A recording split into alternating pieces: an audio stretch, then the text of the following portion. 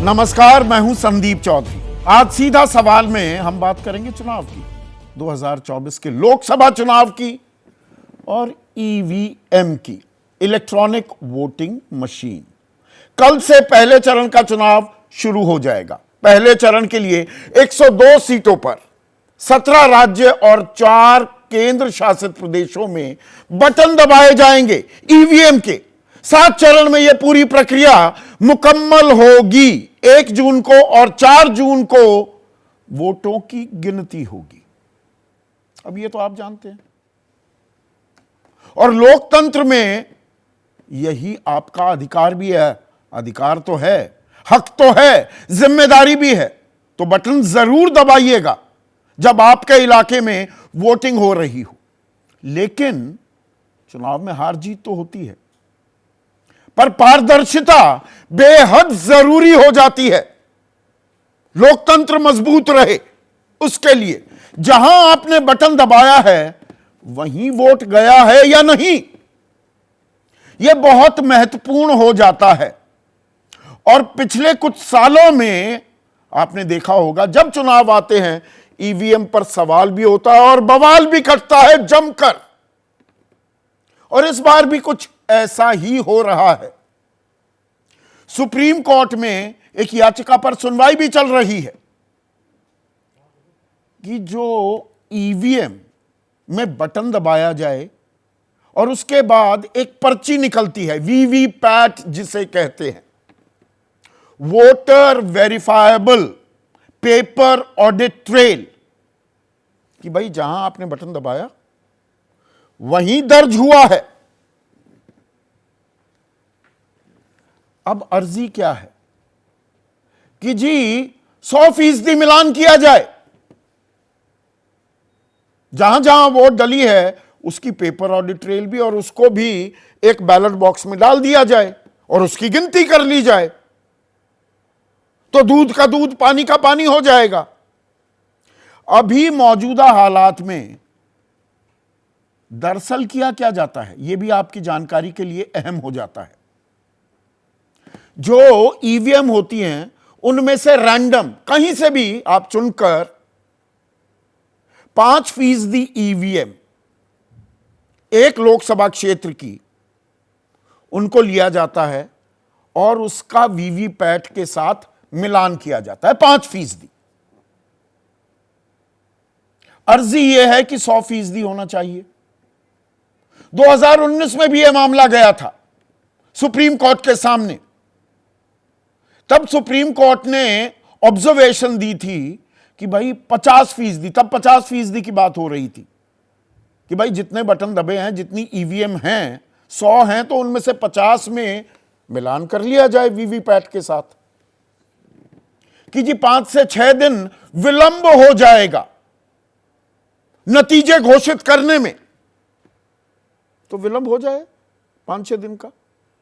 आज फैसला सुरक्षित रखा है सुप्रीम कोर्ट ने इस मामले में। 2 जजों की बेंच इसकी सुनवाई कर रहा था और चुनाव आयोग की तरफ से यह भी कहा गया कि नहीं जी, अगर 100% मिलान हुआ तो 10-12 दिन भी लग सकते हैं। पर क्या पारदर्शिता का तकाजा ये 10-12 दिन का इंतजार हमें नहीं करवा सकता क्या, या हमें इंतजार नहीं करना चाहिए क्या? यह तो अपने आप में सवाल है, इनकी तो चर्चा करूंगा। लेकिन बवाल कहां से बढ़ा? बवाल बढ़ा केरल से। केरल के कासरगोड में कल वहां पर मतदान होने वाला है, तो एक मॉक ड्रिल हो रही थी कि भाई सब कुछ ठीक ठाक है ना। और इसमें 190 इलेक्ट्रॉनिक वोटिंग जो मशीन थी उनका निरीक्षण किया गया। बटन जहां दबाए गए, अब यह दावा कर रहा है वामखेमा भी, जिसे एलडीएफ कहते हैं वहां पर, और यूडीएफ यानी कि कांग्रेस की अगुवाई वाला गठबंधन, कहने को इंडिया का हिस्सा है, लेकिन केरल में कांग्रेस और वामखेमा आमने सामने तलवारें लिए खड़े हैं। 10 विकल्प थे दबाने वाले कि भाई इधर दबाएंगे तो वही पर्ची पर भी दर्ज हो रहा है कि नहीं। तो 4 मशीनों में जब बटन दबे, भाजपा का बटन जहां दबा ईवीएम पर, वीवीपैट में 2 वोट दर्ज हुई, 2 वीवीपैट निकल गए। तो हल्ला काट दिया। हल्ला तो काटेगा विपक्ष कि जी गड़बड़ झाला हो रहा है। यह मनोरमा में यह खबर भी आई, इसका जिक्र हुआ सुप्रीम कोर्ट ने। चुनाव आयोग ने कहा यह खबर भ्रामक है। सुप्रीम कोर्ट ने कहा कि इसकी तस्दीक की जाए। पर इससे राजनीतिक बवाल भी खड़ा हो गया है, शुरू हो गया है। विपक्ष कह रहा है कि देखिए, हम तो कह रहे थे, हाथ कंगन को आरसी क्या, यह तो सामने आ रहा है। जबकि सुप्रीम कोर्ट में चुनाव आयोग ने क्या जवाब दिया कि मशीन बनाने वाले को पता नहीं होता कि कौन सा बटन किस पार्टी को आवंटित होगा। उन्हें यह नहीं पता होता कि यह मशीन, एक मशीन, यह कौन से राज्य में जाएगी, किस लोकसभा क्षेत्र में जाएगी। और इसके बाद चुनाव अधिकारी और उम्मीदवार इन मशीनों का मुआयना करते हैं, इसकी जांच करते हैं। वोटिंग करने पर कंट्रोल यूनिट वीवीपैट यूनिट को संदेश देती है। वीवीपैट यूनिट दबाए बटन से मैच कर सिंबल को प्रिंट करती है और अधिकारी सभी सिंबल को बारी बारी प्रिंट कर देखते हैं और सही पाए जाने पर ही हस्ताक्षर करते हैं। यानी कि system of checks and balances है, ऐसा दावा कर रहा है चुनाव आयोग। और मशीनें वोटिंग से पहले स्ट्रांग रूम में जमा करा दी जाती हैं। मशीनों को कोई भी एक तरफा नहीं खोल सकता। पर हमने देखा है, एक बार नहीं कई बार विवाद हुए हैं मशीनों को लेकर। 2017 के यूपी विधानसभा चुनाव में विश्वसनीयता पर संदेह जाहिर किया गया था। लोकसभा चुनाव में भी कहीं पर असम में जी किसी होटल में पाया जा रहा है, ऐसा ही कुछ झारखंड में हुआ था। पर यह इक्का दुक्का वाकये हैं। यह हार की बौखलाहट है क्या? अगर हम सत्ता पक्ष की माने, यानी कि बीजेपी की माने, तो वो कह रहे हैं कि नाच ना जाने आंगन टेढ़ा। यह प्रधानमंत्री मोदी ने भी कहा और गृह मंत्री अमित शाह ने कहा। प्रधानमंत्री मोदी कहते हैं नाच ना जाने आंगन टेढ़ा। कभी ये लोग ईवीएम का बहाना निकालेंगे तो कभी कुछ और। हार के लिए ये लोग अभी से कारण तैयार कर रहे हैं। जबकि अमित शाह कहते हैं ईवीएम पर कांग्रेस के आरोप बेबुनियाद। कांग्रेस जीतती है तो ईवीएम ठीक, नहीं तो गड़बड़ी कैसे? अब इन बातों में बीजेपी वो गिनवाएगी और गिनवा रही है कि आप हिमाचल जीत गए तो ईवीएम में गड़बड़ी नहीं, कर्नाटक जीत गए तो ईवीएम में गड़बड़ी नहीं। आम आदमी पार्टी लगातार संदेह जाहिर कर रही है ईवीएम की विश्वसनीयता पर 67 सीट जीत गई 2015 में, 70 में से दिल्ली में, 62 सीटें 2020 में जीत गई। फिर पंजाब में 117 में से 91 सीट जीत गई। पर विपक्ष क्या कह रहा है? अगर चुनाव में ईवीएम में धांधली नहीं हुई तो बीजेपी के लोग 180 सीट भी नहीं जीत पाएंगे। यह प्रियंका गांधी वाड्रा कह रही है। हमारा और हमारे लोगों का ईवीएम पर से भरोसा उठ गया है, सिर्फ बीजेपी को भरोसा है। रेवंत रेड्डी मुख्यमंत्री हैं तेलंगाना के, वो ये कह रहे हैं। रोहिणी आचार्य आरजेडी की उम्मीदवार हैं, आजकल सुर्खियों में हैं। बीजेपी के लोग 400 पार तो ऐसे बोल रहे हैं जैसे लगता है ईवीएम पहले से ही हैक हो चुकी है। हैक का मतलब, जो हैक शब्द नहीं समझ पा रहे हैं, कि बटन कहीं दबाया और पर्ची कहीं और की निकल गई, यानी कि वोट दर्ज कहीं और हो गया। दिग्विजय सिंह कह रहे हैं अगर दम है तो बीजेपी बिना ईवीएम के चुनाव लड़े। अब यह बात सुप्रीम कोर्ट में भी आई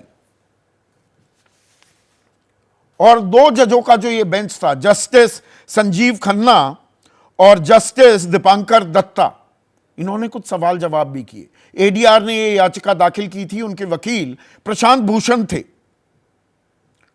तो प्रशांत भूषण ने कहा कि वीवीपैट की स्लिप को भी काउंट किया जाना चाहिए, वोटर के हाथ में स्लिप दीजिए और इसे बैलेट बॉक्स में डाला जाए। जर्मनी में भी ऐसा होता है, जर्मनी का उदाहरण दिया। तो जस्टिस दीपांकर दत्ता ने पूछा वहां की आबादी कितनी है, कि जी 5-6 करोड़ और भारत में 50-60 करोड़ वोटर हैं। तो उन्हें दुरुस्त किया गया, ये जानकारी गलत थी। प्रशांत भूषण की 97 करोड़ हमारे मतदाता हैं, ये तो कई बार बता चुका है चुनाव आयोग। तो जस्टिस संजीव खन्ना ने कहा कि भारत में 97 करोड़ रजिस्टर्ड वोटर्स हैं, यह सौभाग्य से अब हम 60 के दशक में हैं, नहीं है। हमने देखा है कि पहले क्या होता था, क्या आप भूल गए?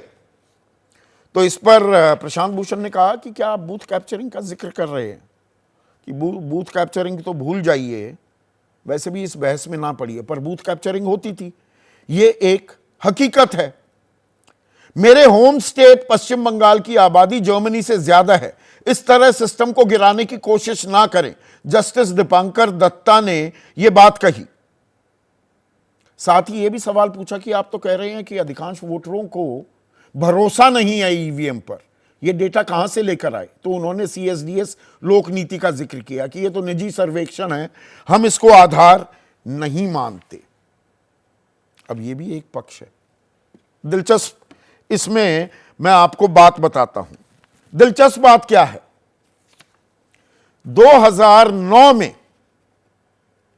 2004 में पहली बार लोकसभा के चुनाव ईवीएम के जरिए हुए। 2001 से विधानसभा चुनाव शुरू हो गए थे, 2004 में पहली बार लोकसभा चुनाव ईवीएम से हुए। बीजेपी हार गई, 2009 में भी हार गई। तो बाकायदा एक किताब लिखी, आजकल उनके राज्यसभा के सांसद हैं जीवीएल नरसिम्हा राव। किताब का नाम था democracy at risk, can we trust our electronic voting machine. और किताब को रिलीज किया उस वक्त बीजेपी के अध्यक्ष और इस वक्त एक बड़े केंद्रीय मंत्री नितिन गडकरी ने। उसकी प्रस्तावना लिखी लाल कृष्ण आडवाणी ने, और लाल कृष्ण आडवाणी ने क्या कुछ कहा ये सामने। टेक्नोलॉजी के नजरिए से मैं जर्मनी को बहुत एडवांस मानता हूं, वहां भी ईवीएम का इस्तेमाल पर बैन लग चुका है। अमेरिका में 50 में से 32 स्टेट्स में ईवीएम पर बैन है। हम भी ऐसा करें तो हमारा लोकतंत्र मजबूत होगा। कमाल समझ रहे हैं ना, जो सत्ता में होता है वो ईवीएम की पैरवी करने लगता है और विपक्ष में चले जाएं तो सवाल उठाने लगते हैं। 2017 में चुनाव आयोग ने तो बाकायदा एक खुला चैलेंज दे दिया था कि आइए हैक करके दिखा दीजिए, जब विपक्ष ने सवाल उठाए। तो उसमें एनसीपी और वाम खेमे के अलावा किसी ने यह चैलेंज स्वीकारा नहीं, और जब बारी आई वो चेक करने की तो उसमें से भी हट गए। पर सवाल लगातार बरकरार हैं। तो इन सवालों के दरअसल कभी जवाब मिल पाएंगे या मीठा मीठा गप गप कड़वा कड़वा थू थू का खेल भी चलता रहेगा? लेकिन इसमें बड़ा सवाल यह है, क्या पारदर्शिता है? और पारदर्शिता सुनिश्चित करना यह हम सबकी जिम्मेदारी है, और खास चुनाव आयोग की भी।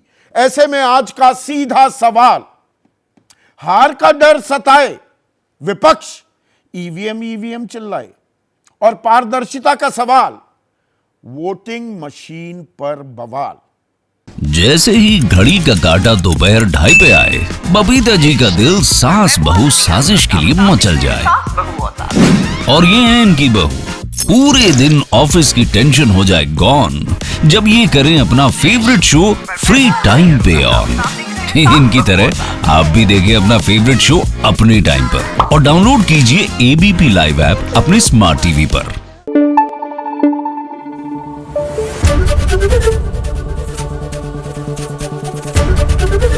एबीपी न्यूज आपको रखे आगे।